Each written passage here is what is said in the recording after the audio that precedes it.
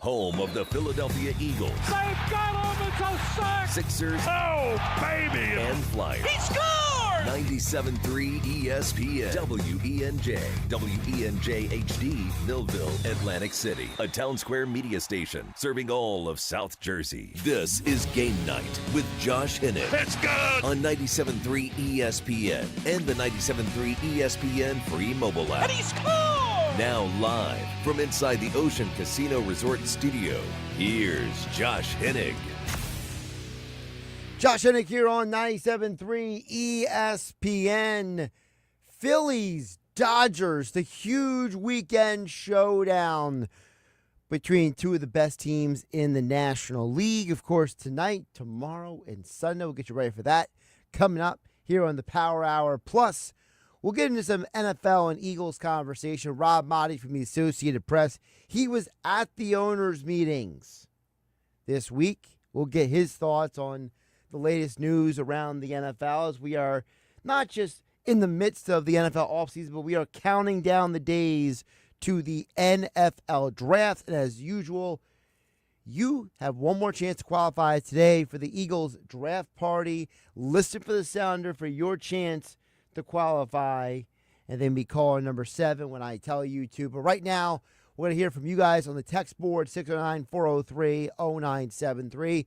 Phillies, Eagles, and more. Let's go here on 97.3 ESPN. And, of course, as I mentioned, Rob Maaddi will join us coming up in less than 15 minutes from now. But we got to start with the Phillies because the Phillies are in a very, very interesting matchup this weekend. And it's a matchup that I don't think everyone is... I think people are excited for the matchup, but I don't think a lot of people are giving the Phillies a chance to win the games this weekend. And I'm here to tell you that you might need to give this a closer look. On paper, the Dodgers are the super team. On paper, the Dodgers are the team that looks like the unbeatable monster, right? They're undefeated. They're coming to Philadelphia. But the Dodgers have a lot of injuries right now. Freddie Freeman, one of the biggest names on that injury list, he will not be available to play this weekend. There's a couple more injuries for the Dodgers and their pitching staff. So right now, the Dodgers are a little more top-heavy compared to the Phillies. And when you look at the matchups this weekend, to me, it's very obvious that the Phillies actually have the advantage in most of these matchups this weekend. Now, again, on paper, people would assume that the Dodgers are just far and away the best team. But when you look at the matchup for the Phillies this weekend, Luzardo versus Yamamoto tonight, Aaron Nola versus Sasaki tomorrow afternoon, and then Sanchez versus Glasnow on Sunday. Yamamoto had a bit of a rocky year last year. Was much better in the postseason. But I would argue Luzardo is the guy who is the better pitcher in that matchup when it comes to the best stuff right now. Maybe not the best stuff like 3 years from now, but the best stuff right now is Luzardo. So, for me, I'm looking at that as checkmark Phillies. Nola versus Sasaki tomorrow afternoon. Sasaki's having a really rough start to the year, and I'm not even fully sure if he keeps pitching the way he is, they're going to keep him in the rotation. They may need to kick him to the bullpen and just kind of try to salvage him the rest of the year, maybe send him down the minor leagues and kind of like, oh, he's got an injury, and not really injured, but kind of just giving him a chance to maybe hit the reset button. The advantage, if there was one, theoretically might be Sunday with Glasnow versus Sanchez, but you could argue that Sanchez has just as good a stuff as Glasnow. And Glasnow, I call him Tyler Glasshouse because he's never healthy. The guy's never pitched more than 140 innings in a season. So the argument can be made the Phillies actually have the advantage in these pitching matchups.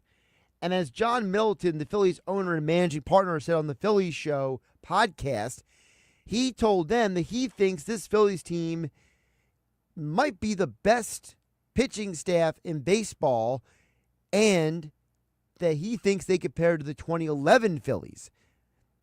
You remember that team had Roy Halladay, Cliff Lee, Cole Hamels, Roy Oswalt, and your fifth starter was Joe Blanton. But you had two guys who were building Hall of Fame resumes and two other guys who were among the best pitchers of their time. Here's what John Middleton had to say. Starting rotation is tremendous. It has the ability, I think it will prove to be the best rotation in all of baseball by the end of the season. It's going to get close to the 11 team. I mean, it's really hard at the top of the 11 rotation when you look at Halladay and Lee and Hamels to equal that. Certainly Zach can be as good as any pitcher we've ever had, but the bottom of our rotation, I think, is going to be materially better than the bottom of the 11 rotation. And he's 100% right, because Oswalt, by the time they got him, he was near the end of his career. Blanton was a solid pitcher, not a great pitcher. So the Phillies definitely have 5 more talented guys overall. And think about it. If the Phillies had the best rotation in baseball this year, how can they not have a chance to take 2 out of 3 against the Dodgers this weekend? Before we check it on the text board at 609-403-0973, your DMs into the 97.3 ESPN mobile app powered by First Bank of Seattle. Of course, we are live as always on my YouTube channel at Josh Hennig. This Phillies team may have a very inconsistent lineup. We talked about that yesterday here on 97.3 ESPN. But if you go back to the exercise I played with Mike Gill earlier today on the Sports Bash here on 97.3, I said take the 10 starters for each of these teams. Who has the better 5? Well, is Zach Wheeler the best pitcher of anybody on either team? And let's say, for argument's sake, that Blake Snell, who is a Cy Young Award winner, he's number 2. There's an argument to be made that Nola, who has a better resume than Tyler Glasnow, Glasnow might have better stuff, but he has the better resume. Christopher Sanchez and Jose Luzardo have elite stuff. They haven't accomplished much yet in their careers. They're not as accomplished as maybe some other guys, but they have incredible stuff. So you could make the argument that when you break it all down, I haven't even mentioned Yamamoto. I think Yamamoto is very talented, but I think he's a year away from being the best version of himself. But by that time, Christopher Sanchez will be better than he is this year as well. So if you are ranking the 10 starting pitchers on both teams, the top 5 is going to have at least 3 Philadelphia Phillies, if not 4. Again, depending on how you grade Glasnow and Yamamoto, because Luzardo, Sanchez, and Nola all have resumes, all have skill sets that say they should be in that conversation. Jeff from Ocean City chimes in on the text board, says, I like the Phillies' chances to win 2 out of 3 this weekend. It's time for the Phils to flex. He has already placed it. And by the way, the Phillies, he's right. They are a underdog betting-wise tonight, which is probably the perfect reason why you should pick the Phillies to win tonight. We'll get some Eagles talking coming up next. Rob Maaddi from the Associated Press joins us, and we'll get back to your text, 609-403-0973. Your DMs into the 973 ESPN mobile app powered by First Bank of Seattle. Josh Hennig hanging out in the Ocean Casino Resort Studios of Atlantic City. 97.3 ESPN has teamed up with Seize the Deal for incredible weekly offers from some fantastic local restaurants. Here's this week's big deal. Get a $50 gift card good for use at Tuckahoe Inn in Marmora for just $25. This great deal is on sale now at seizethedeal.com. Hurry, chances are this deal will sell quickly. For more info on this great deal, go to seizethedeal.com.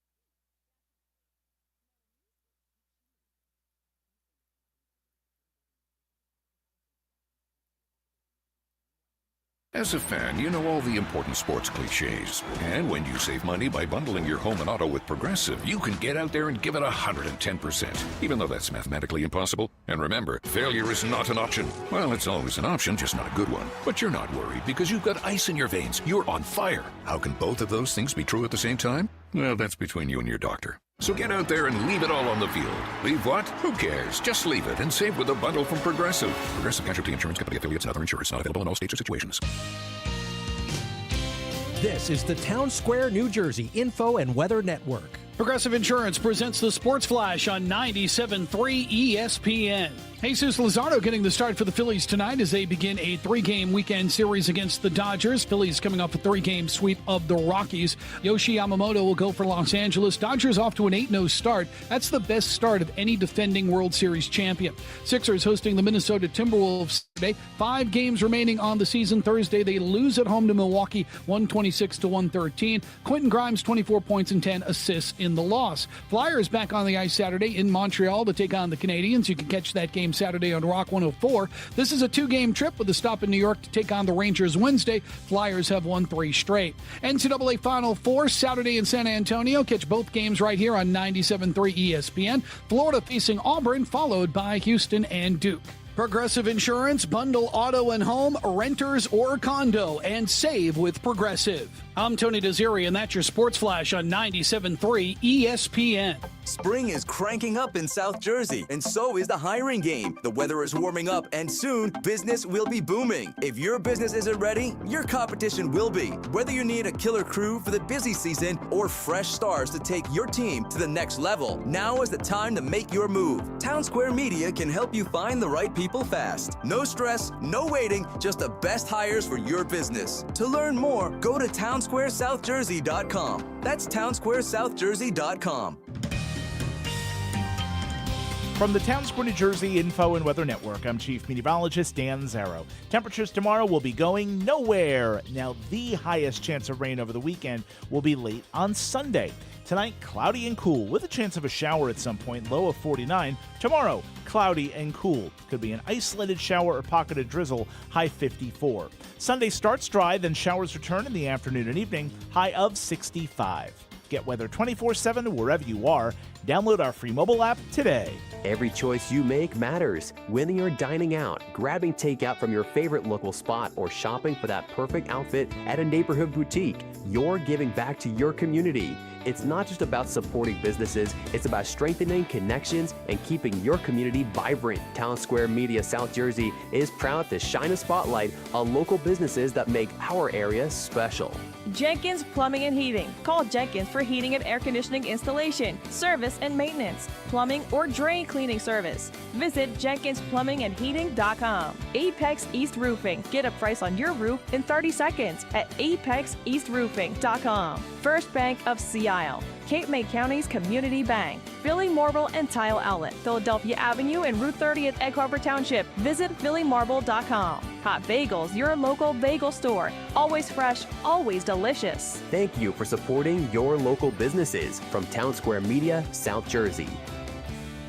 This is Game Night with Josh Hennig on 97.3 ESPN and the 97.3 ESPN free mobile app. It's tough, but it's part of it, but it gives me an opportunity and a reason to wear out Howie.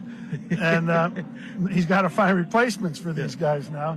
Yeah, we lost 5 starters, and 2 of those guys, their backups we lost too. So we lost a lot of players, but we'll find a way. That was Eagles defensive coordinator Vic Fangio. He was actually at the Phillies game on Wednesday. And, you know, I know some of it is a little tongue-in-cheek by the Eagles defensive coordinator. You know, he is a bit of a tough guy. He's a bit gruff, you know, and so his humor comes off as a little dark at times. But he's not 100% wrong, right? It's not like everything he said there was incorrect. You know, Howie Roseman, they got to replace a lot of guys. And Vic is saying, hey, man, I got to lean on Howie to pick up the pace here. I need Howie to go out there and get me some dudes. Let's talk to a dude right now. Rob Maaddi, AP senior NFL writer and reporter for the Associated Press, joins us here on a Friday on 97.3 ESPN. Rob, welcome back in. How did the owners' meetings treat you? A lot of tush-push conversation. Dominated, Josh. It was tush-push, man. But there's a lot, obviously, going on beyond that. Some of the rules changes, and of course, all the coaches being there at one time. It's interesting how the more posh of a resort you go to, the more inconvenience the accommodations are. So we were at Palm Beach. We were at the Breakers, which is this fancy-ish type resort. It's close enough to Billionaires Row there in Palm Beach. Yet, for the first time at owners' meetings that I've encountered, because they rotate Palm Beach, Orlando, Arizona, rather than have all the media in the hotel and ballrooms and whatnot for all the setup for the coaches, and we were like in this built. It looked like sheds that were, and there's a better name for it.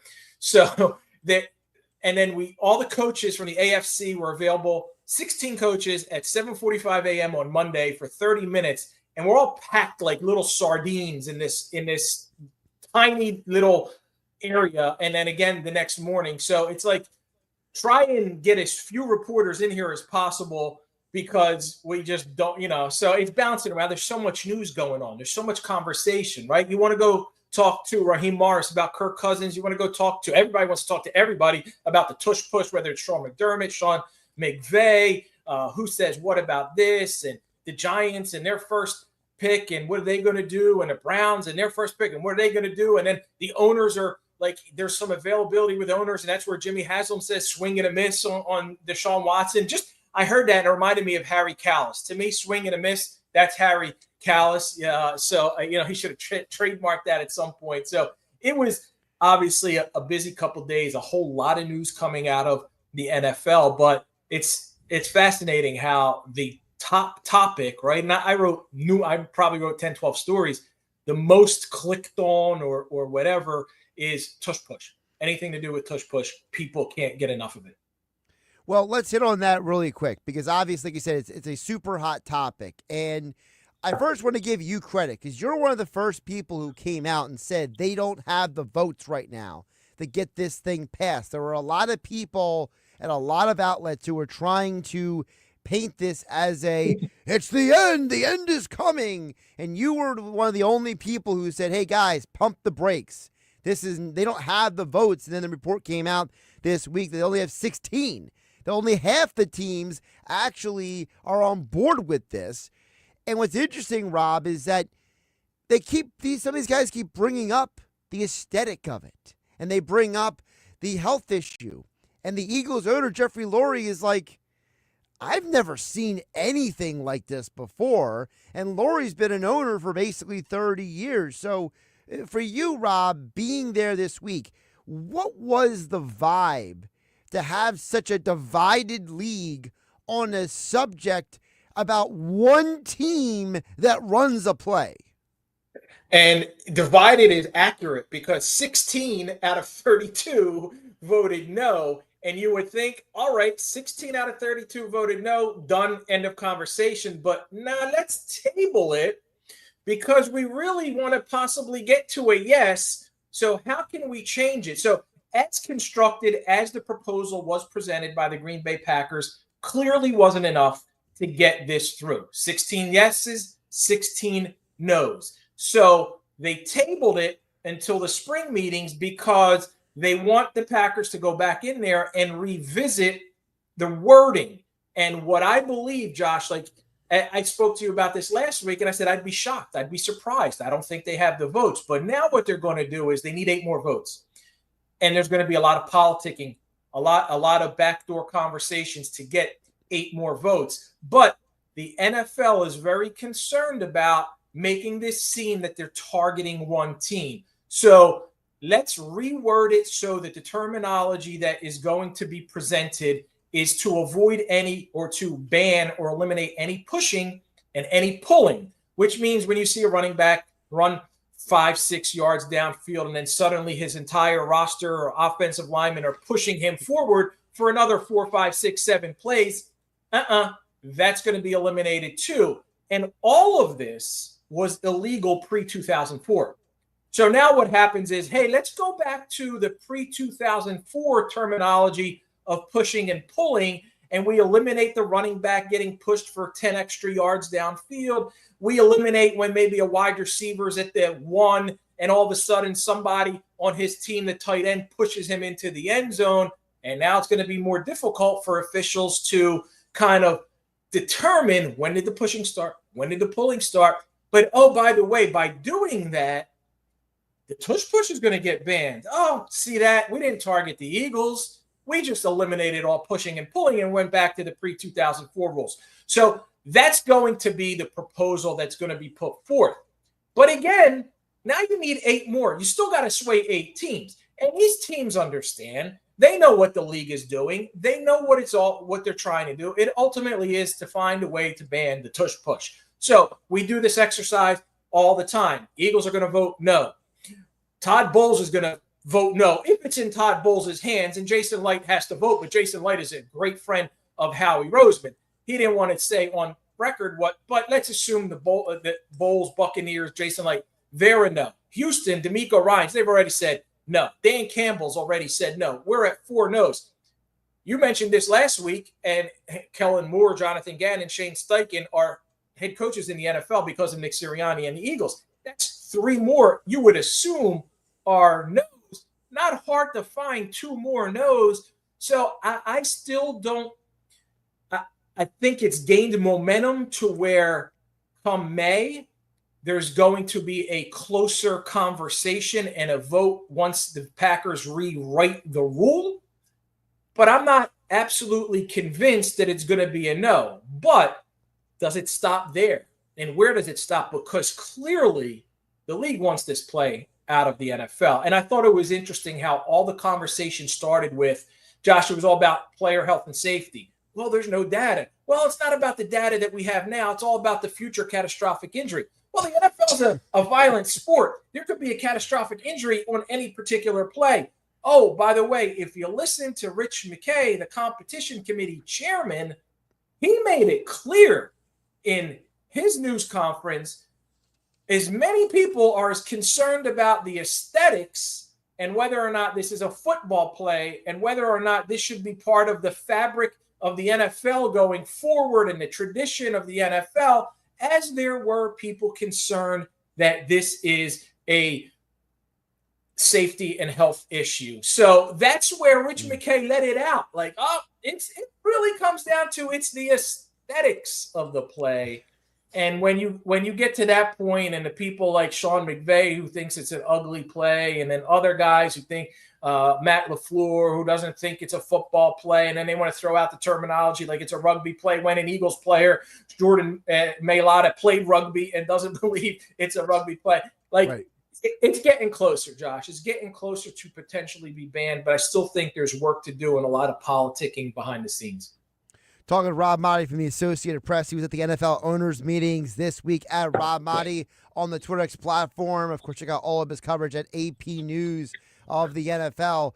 You know, Rob, it's interesting because you mentioned about, all this stuff, all these, and I was listening to Jason and Travis Kelce on their New Heights podcast, and it seems like players think this is soft. Like, players are like, this is ridiculous. This makes no sense.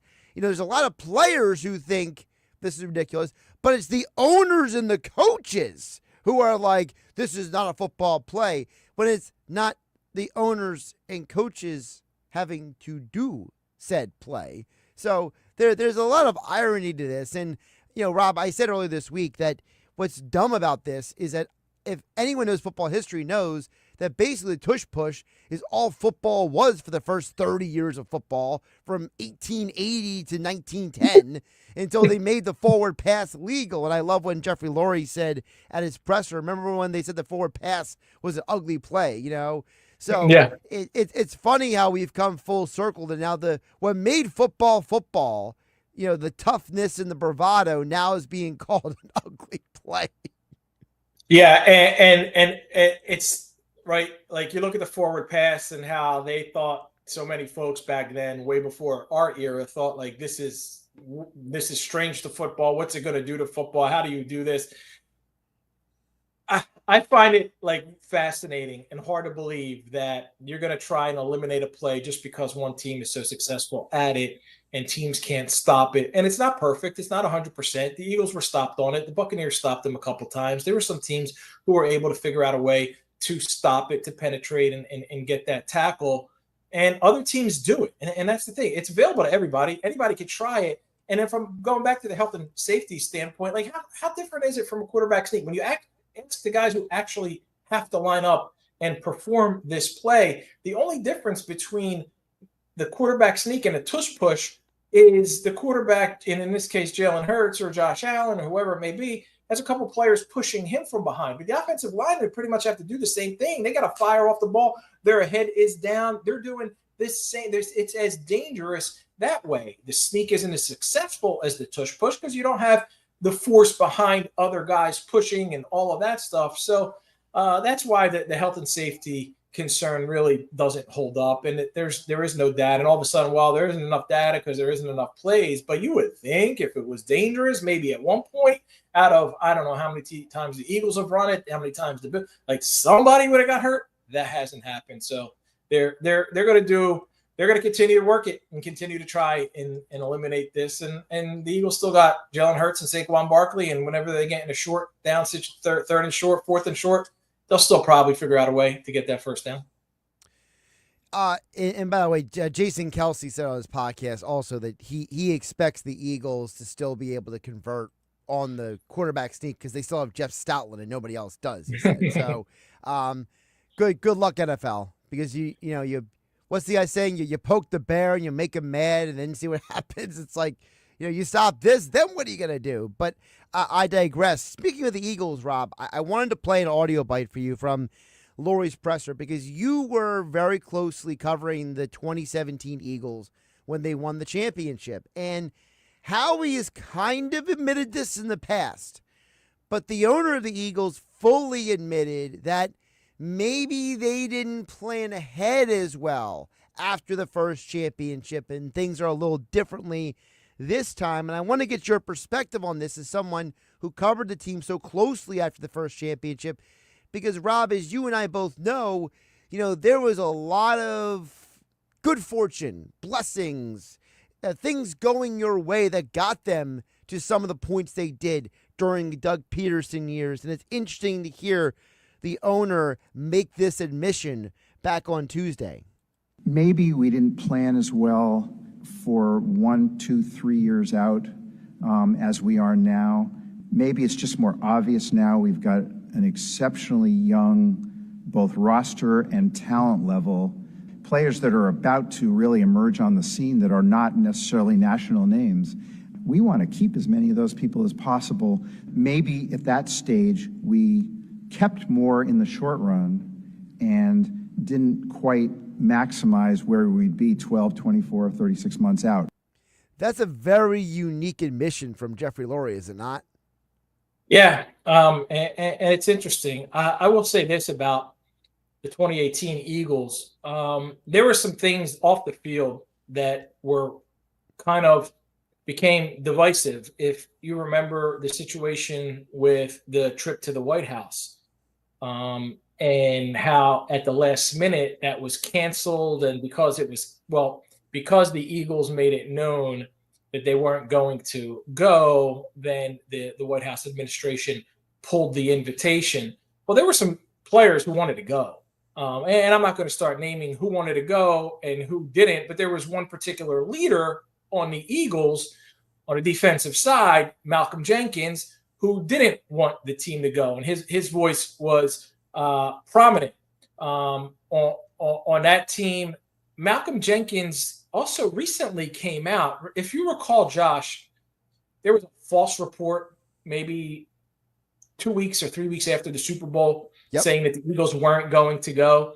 And then Malcolm came out and said, like, it's on Jalen Hurts to make a decision here, kind of like putting it on Jalen to step up and say no. And I thought that was very interesting and kind of flew under the radar, people wanting not get involved with politics and sports or whatever. But I don't obviously they said they're going to go this year, but that particular that became a problem in the locker room as far as there was some division among players and leadership groups on that team. So I think some of that stuff obviously haunted the Eagles. Now, they did end up going to the playoffs in 18. Carson was hurt. Nick Foles stepped in, led them down the stretch to getting in there. Then they won a playoff game, went to New Orleans, and wasn't it? They were driving, but then the ball popped out of Alshon's hands. Yep. Yeah, and it got entered. Not that they necessarily would have won that game, but they were driving. Rob, really quick, and before that drop, there was another play earlier where there was a false start, where they would have had a 3rd and short, and they didn't get it. So it kind of was like a domino effect. And remember earlier as well, there was an encroachment on the defense by the Eagles defense that allowed the Saints to get that last set of points before the Eagles' final drive. So there was some weird circumstances that led to that loss. But they had to go the wild card route because they didn't have a great double doink. Season.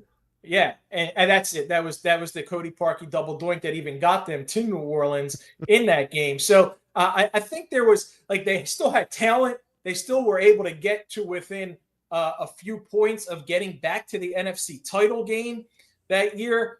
But it started with the offseason, that stuff that was problematic. I think this team's better able to handle it in that regard. And there's some leaders on this team, but maybe not necessarily leaders who are trying to position themselves for their career afterwards, like there was at that time.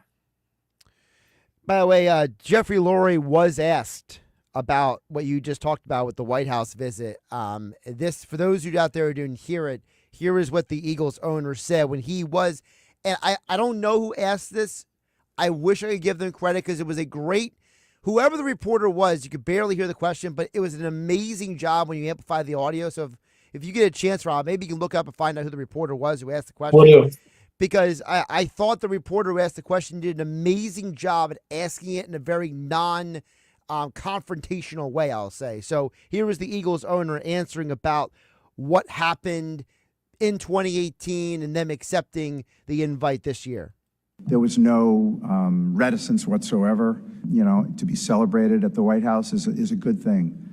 There were special circumstances back then that were very different, and so this was kind of a obvious choice, and look forward to it. It's when you grow up and you hear about the championship team got to go to the White House. That's what this is, and so we didn't have that opportunity, and now we do, and I think we're all looking forward to it. Yeah, and I think he handled that well. I'm going to look that up now. I'm interested to see who asked that question and see if we can figure it out. They had that news conference at the same time as Roger Goodell. Yes. Availability. So obviously I was in there with Goodell. I wasn't in there with Jeffrey Lurie. And they also, a lot of teams try and limit things to the beat writers who travel to wherever they may have been, coming from. And I think the Eagles did that in that case. But interesting and quite the situation, Josh, when things like that. I think they're actually they're trying to honor the 2019 Chiefs too because of COVID in 2020. I don't know if the 2019 Chiefs are that'll be fun to see if that happened. Tyreek Hill, Tyreek wasn't on that team. Was Tyreek was on the team? Well, he was on the 19. He wasn't on the next two. So Tyreek going back. That'll always be interesting to see. By the way, my favorite part, speaking of the Chiefs, is I don't know if you saw the story where camera crews were following the Chiefs in anticipation of them three-peating, and now there's a whole documentary coming out of how the Chiefs didn't three-peat because they have all this footage. Like, what are we going to do with it? Well, how they didn't three-peat. Let's change the story.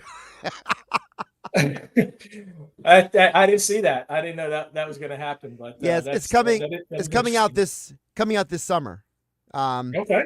I forget because it was like It's like an NFL Films and ESPN Films like collab they did. Omaha Productions is Omaha. They're involved in everything nowadays. Peyton and Omaha. It might be Omaha. I just know it was an NFL Films because apparently the initial report I saw was that it was NFL Films, and then another report came out and said, well, ESPN cameras were there too, and you know how this stuff goes, Rob. It's like, once one domino falls, everybody starts talking, So. Yep, exactly. By the way, how about the Hard Knocks rule change? How about that? They're saying that oh well, we can maybe do a playoff team. We'll change the rule moving forward now. It's like, man, Rob, they're getting desperate to find somebody who actually wants to have the cameras in the building. Yeah, and the offseason Hard Knocks, like the one everybody was interested in, is there a team that's going to be followed like the Giants were to see if anybody screws up as royally as they did, and that one has to be completely voluntary. They can't really coerce any team to do that one. Right, and everybody said no. So yeah, pretty much. Yeah. Really quick, Rob, a couple more before I let you go because I know you got to get going.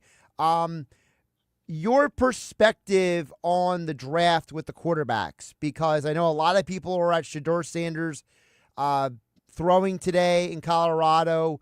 There are reports that the Browns were very impressed with him. There's conjecture, do the Giants draft the quarterback even though they have already Russell Wilson and Jameis Winston? Brian Callahan playing coy with the media at the NFL owners' meetings about what they'll do at number one. So just, if you could give us kind of like the scuttlebutt on what is going on with a draft class of there's two big names, right? There's two big names, but it's not considered the kind of elite talent that we've had in years past.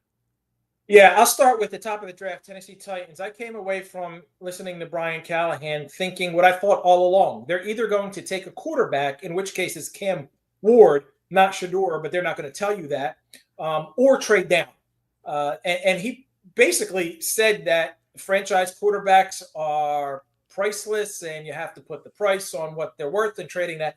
And he said, when you're talking about that pick, he's talking about quarterback. So I came away from it thinking Tennessee's either going to take Cam Ward or they're going to trade down because they're not in love with either guy or Cam in this case, and they're going to try and accumulate more draft assets. The Browns are going to tell you that they're going to keep all their options open, which they should. And you're going to hear today that they're interested in Shedeur Sanders because it benefits them in that they got the number 2 pick. They know that Cam Ward is the most likely number 1. And if you're a team that wants Shedeur and if they want him, they can get him. If they don't want him, they want you to think they can because other teams or that they're interested because other teams that want him are now going to have to trade up to that number 2 spot to get him. So there is no chance you're going to hear the Browns were disinterested or didn't like Shedeur or think this, that, or the other in a negative way about Shedeur Sanders. The New York Giants don't have to take a quarterback if they don't like either guy or if good chance neither one's available to them. Jackson Dart might be available to them at 3, but they probably aren't going to want to take him at 3. They could take a player who can be a potential top 5 player at his position down the road, whether it's Hunter, whether it's Abdul Carter, and maybe get Jackson Dart or Jalen Monroe or someone else in the second round. That's a possibility, but they're also not going to tell you that they're not just in case Shedeur's there at 3 and somebody else wants him and the Browns didn't take him. Giants will be they're certainly interested. So Mara said there's not that pressure to take a quarterback. Brian Dable talked about how important it is to get the right guy when you get a quarterback. So it's a very fascinating draft this year in that we don't have that automatic 1-2. I think everybody knows Cam Ward is 1. It's a matter of whether he's going to go to the Titans or if the Giants trade up to get him, or if the Browns, you don't often see 1 and 2 making trades, but if the Browns want him and they try and move up and get the number 1 pick. So that's kind of where it is. Went in there with a lot of uncertainty, came out of there with a lot of uncertainty. Rob, before I let you go, most people might not know this because it's kind of like a Friday news dump, but Julio Jones has announced his retirement from the NFL less than an hour ago. I have had a lot of people who are much smarter than me, Rob, tell me that Julio Jones may be the most physically gifted receiver, not named Randy Moss, to ever play in the NFL. What are your thoughts on the career of Julio Jones now coming to a close?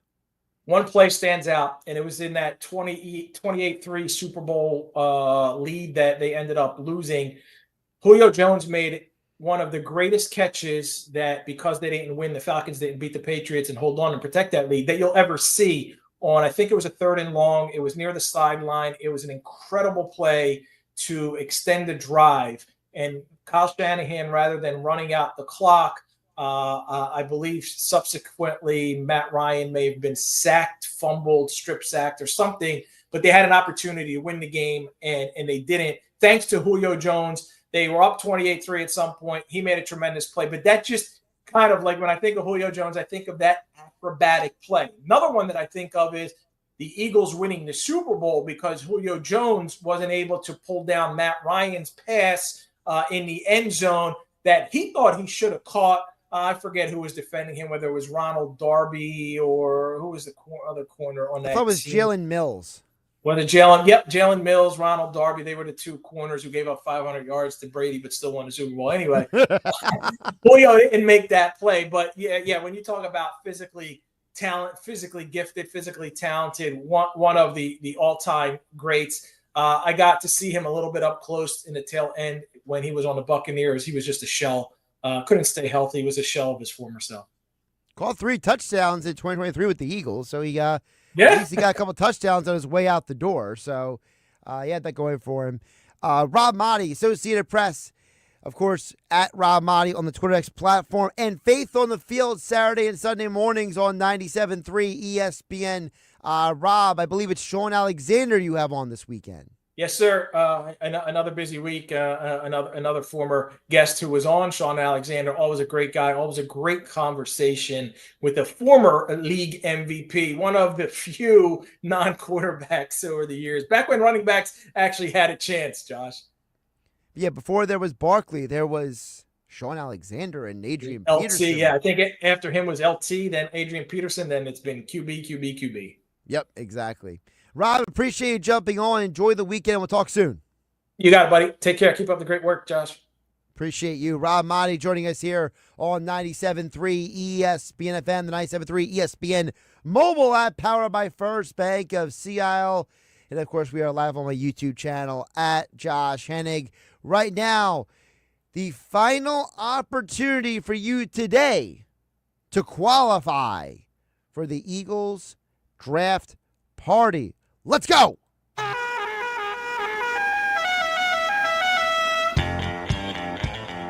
Yes, when you hear that sounder, you need to be caller number 7 at 609-573-3776. 609-573-3776. Caller number 7, you are in for the Eagles draft party. We have a chance to win a pair of tickets to an Eagles game club box seats. Also, you can win a chance to stay overnight at Ocean Casino Resort, as well as gift cards. You must be present Thursday, April 24th, when Mike Gill and the Sports Bash are broadcasting live from 2 to 6 p.m. at Ocean Casino Resort in Atlantic City. Top Golf. Prizes given away all day. But if you want to win those Eagles tickets, 609-573-3776. Caller number 7, you are in. More Game Night coming up next on 97.3 ESPN. I'm an old school Joe. I never lay juice I don't want to lay. I don't hate my money like that. I'd rather lay minus 108 than minus 110, wouldn't you? Prime Sports is New Jersey's full-time reduced juice sportsbook. Download the Prime Sports New Jersey app or visit our website, primesportsbook.com. Get a welcome bonus to match your initial deposit with up to $400 in bonus bets. Terms and conditions apply. Real money wagers equal to deposit plus bonus required before withdrawal. Visit website for details. Must be 21 and present in New Jersey. Gambling problem? Call 1-800-GAMBLER. When you're hiring, have you ever felt like you're missing out on meeting truly great candidates for your roles? It seems impossible to find them, but they have to be out there somewhere, right? Well, they're not hard to find when you know where to go. And that place is ZipRecruiter.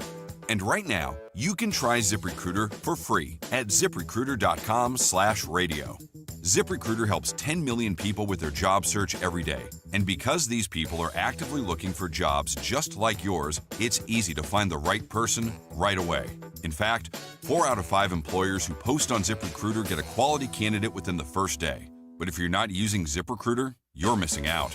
So see what it's like when the impossible is easy. When you go to ZipRecruiter.com/radio right now to try ZipRecruiter for free.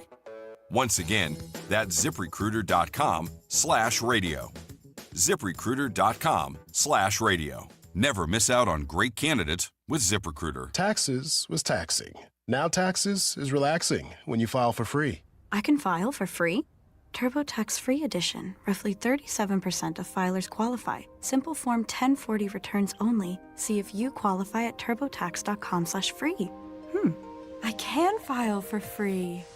Now this is taxes. File for free with TurboTax Free Edition and get your maximum refund. No schedules except for earned income tax credit, child tax credit, and student loan interest. See if you qualify at turbotax.com/free. The big media are out to stop President Trump at any cost. You know their names. They're all the same. President Trump doesn't trust the big media, nor should you. Now, millions of Americans are turning to Newsmax. Nielsen reports almost 30 million Americans tuned into Newsmax last quarter. And President Trump is one. He watches Newsmax and says it's terrific. So tune in tonight to watch Rob Finnerty's series, The Big Media's War on Trump. Every night, Rob Finnerty is exposing their big lies and gives you the straight talk you want. Find Newsmax on all major cable systems. Or download the free Newsmax app on your phone or home TV now. Millions have made the switch to Newsmax. You should too. This is the story of the one who, as a maintenance specialist for a historic high-rise, knows that vintage charm historically needs constant attention. Which is why when it's time to upgrade turn-of-the-century mechanicals, they turn to Grainger. With easy access to 1 million-plus products and the scale to deliver when and where you need them. The right tools and supplies are never far away. So the one can keep that vintage building running like new. Call, click Grainger.com, or just stop by. Grainger, for the ones who get it done.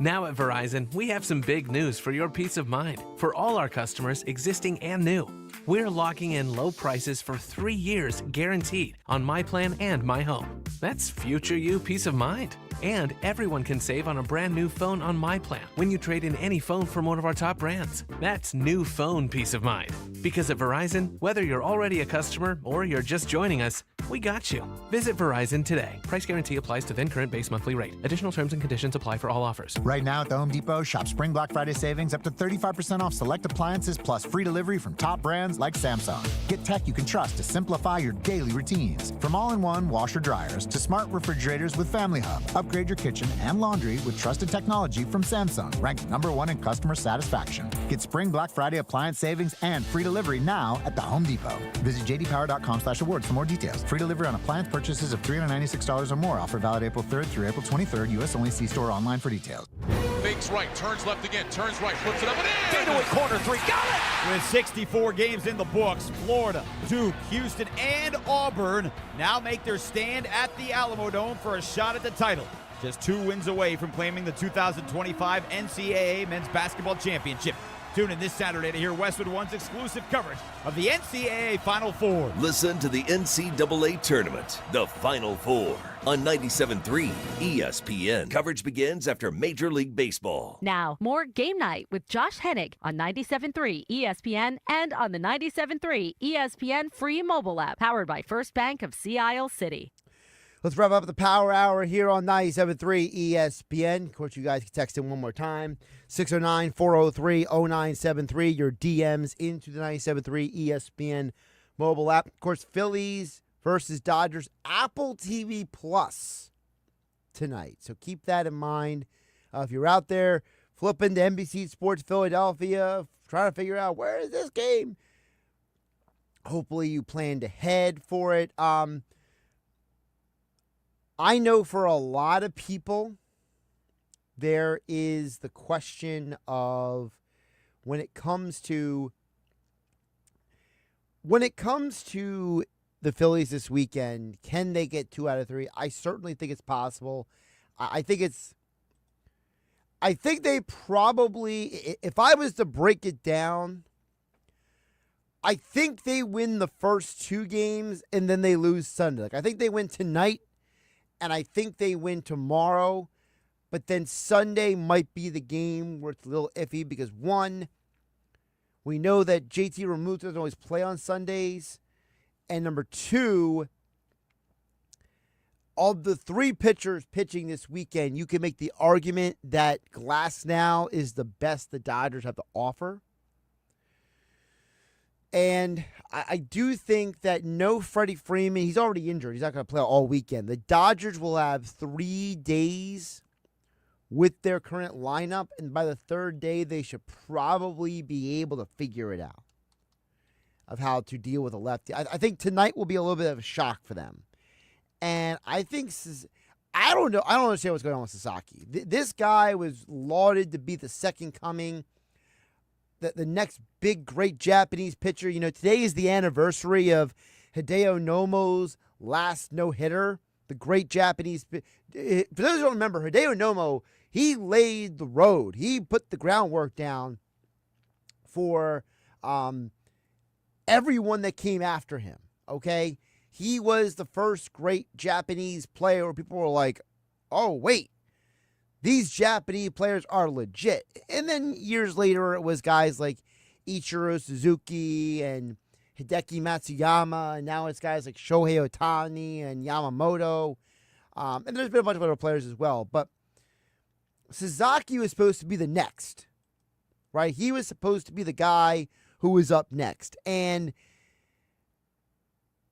it's just shocking how poor he has looked the first 2 games. I'm not going to pretend like I watch a bunch of Japanese baseball to know how great he was, but people who cover baseball full time say that he was supposed to be the guy. I think the Phillies are going to rock his world tomorrow. I think that he is going to get rocked tomorrow, and I think tonight the Phillies have a chance to. I think Yamamoto can be had. I don't know if he's fully where he's going to be yet. People forget that Yamamoto was very young when he came to the major league, so he's still evolving. His best stuff was in the postseason last year. And like I said, Sunday, I'm wondering, do they start Realmuto tonight and then tomorrow? Because it's Luzardo tonight and it's Nola tomorrow. And then they give Sanchez Marchand on Sunday, and maybe that'll impact that game a little bit. So that's at least my perspective, right, on that. I tend to think that the Phillies can get 2 out of 3 this weekend. By the way, if you're not following him, follow Nick's Nuggets over on the X platform at Earnshaw Radio. He is covering the game live for us here at 97.3 ESPN. Before we get out of here, I want to follow up on one more point that Rob mentioned, because we were talking about, he mentioned about the Julio Jones play at the end of the Falcons-Eagles game. And, you know, I was thinking about moving forward because, you know, Jeffrey Lurie made the comment that he did. We played the audio about, 15 minutes ago where he said that Jeffrey Lurie said that the Eagles did a bad job of planning ahead all those years ago. And there's a part of me that looks at the Eagles now, and I think part of the reason why you were planning ahead so poorly was because of that play. I think that the Eagles organization overestimated, or maybe poorly calculated, I'll say, how good that team was. Because when you win a championship, I think there was a bit of an overvaluation of some of their players. There was kind of a bit of ignorance that, Darby and Mills, that they were maybe good enough, right, as cornerbacks, when they were both average corners at best on a team with a great pass rush. And there's this attitude of, well, we stopped Matt Ryan and we stopped the Vikings. Yeah, Tom Brady's a GOAT, but we'll figure it out. And I think there was an attitude of that team was good enough, and they didn't do enough to retool the roster the next 2 seasons. And that was part of what Jeffrey Lurie said. We didn't plan it far ahead enough, he said. over the next 24 to 48 months. And I think it was games like that was the reason why. Because I think the Eagles organization, they didn't judge properly that they were fortunate to win the way they did that season. I'm Josh Hennig. This is Game Night. Have a great weekend, everybody. Saturday morning in the locker room with Billy Schwein, producer Danny Ryan, and Mike Carlin join me in the studio. We will recap the Phillies-Dodgers Friday night action. The NCAA tournament is down in the Final Four, and we will preview Saturday's games. Hour 2, Mr. Negadelphia PJ Corda checks in, brought to you by the Galloway Pool Service. Mr. Negadelphia opines on Philly sports. Then we will hear from NFL Network's Brian Baldinger on the Eagles in the NFL Draft. It's the locker room with Billy Schwein, Saturday morning from 10 a.m. to noon on 97.3 ESPN. All right, this is Josh Hennig here on my YouTube channel, at Josh Hennig. Like, subscribe, share with your friends. This is the post show. Not going to keep you guys too long here for a post show, but I did want to give you some picks and thoughts for the weekend. Obviously, the NCAA tournament this weekend on 97.3 ESPN FM. So just a couple quick thoughts on the weekend. I'll give you a couple picks, and then we'll get out of here. Today was a very heavy Philly sports day. Obviously, with only 1 hour, I only have so much time to fit everything in on the radio. This Final Four is fascinating, not just because of it's all one seeds, only the second time it's ever happened in NCAA tournament history, but also because you've heard me say on 97.3 ESPN FM and right here on my YouTube channel, at Josh Hennig, styles make fights. There's so many times in the sports world where we don't realize the reason why teams win or lose games. Doesn't always have to do with who the best talent is. It sometimes has to do with which team has the best people to slow down the other team. And I think that is where this Houston-Duke game fascinates me way more than Florida-Auburn. And I'm not trying to dismiss that game. I'm trying to point out the fact that we've already seen Florida-Auburn. These are two SEC teams. We have seen these teams play during the regular season. And I've never seen Duke versus Houston, not just literally, but figuratively. Look, I have the perfect unstoppable force versus immovable object. Houston, elite defensive team. They like to slow the game down. They like to make you earn and grind and fight for every inch of the game. And Duke, they're high speed, running up and down the court, trying to score as many points for as quickly as possible. This Houston-Duke game is going to come down to can Duke showcase patience. If they can showcase patience, they will most certainly win this game. But if they get impatient, if they're the kind of team that is not going to let the game come to them, they try to start forcing things, they're trying to press the issue, they are going to lose the game. And that's why, for me, I know it's 5.5 in some books, 5 in other books. I think Houston covers this spread. I think it's going to be an incredibly close game. I think Duke is going to be very frustrated at times. I don't know if I have the chutzpah to pick Houston outright, because I picked Houston to get to the national championship in my personal brackets, and I got 3 out of the 4 Final Four teams correct. But man, I don't know if Houston's going to beat this version of Duke. But I don't know if this version of Duke has displayed the level of patience necessary to win a championship.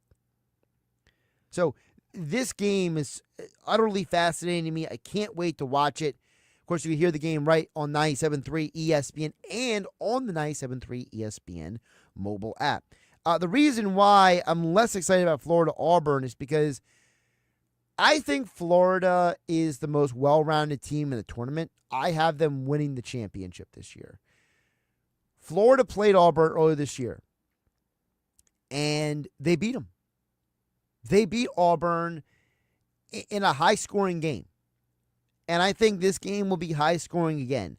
I don't love the spread, because anytime you have in college basketball 2.5 points, you're asking for a bad beat one way or the other, especially in a game that could be close. That's why I like the over in the game, 159.5. When these two teams played early this year, it was 90-81. That is a total of 171 points. So give me the over 59.5. I think this is going to be another running up and down the court. Now, Florida beat Auburn on the road this past year, and I think Florida can do it again. I'm still sticking with Florida to win the national championship, no matter what happens in the other game. I think Florida has the players necessary to beat either Duke or Houston. They have a very well-rounded roster. They're very well coached. I think they have the athletes to keep up with Duke, and they have the veteran players to offset Houston in their experience. So I'm sticking with my original pick of Florida to win the national championship. I think that they're going to beat Auburn, and I think they're going to win on Monday as well. And, of course, you can hear all the action on 97.3 ESPN. So those are my picks for the weekend. Thank you for watching the post-game show. I appreciate all of you who tune in to my YouTube channel each and every week. Again, Phillies this weekend. Remember, tonight is Apple TV+. Tomorrow is FS1 and NBC Sports Philadelphia Plus, for those of you who are looking for the game tomorrow. And then back on the regular NBC Sports Philadelphia on Sunday. That is your programming announcement from yours truly, Josh Hennig, here on my YouTube channel. Like, subscribe, share with your friends. Thank you for tuning in, and I'll catch you next time. Of course, game night each and every night, 6 p.m. on 97.3 ESPN FM and right here on my YouTube channel. Have a great day. Have a great weekend, everyone. Take care.